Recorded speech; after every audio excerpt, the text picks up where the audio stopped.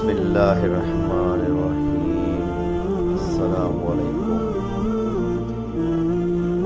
ایک صحابی رسول کریم صلی اللہ علیہ وآلہ وسلم کی خدمت میں حاضر ہوئے اور عرض کیا کہ یا رسول اللہ، میرے اچھے سلوک کا سب سے زیادہ حقدار کون ہے؟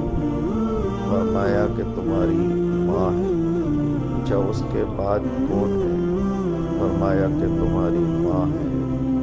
انہوں نے پھر پوچھا اس کے بعد کون؟ آن حضرت صلی اللہ علیہ وآلہ وسلم نے فرمایا کہ تمہاری ماں ہے۔ انہوں نے پوچھا اس کے بعد کون ہے؟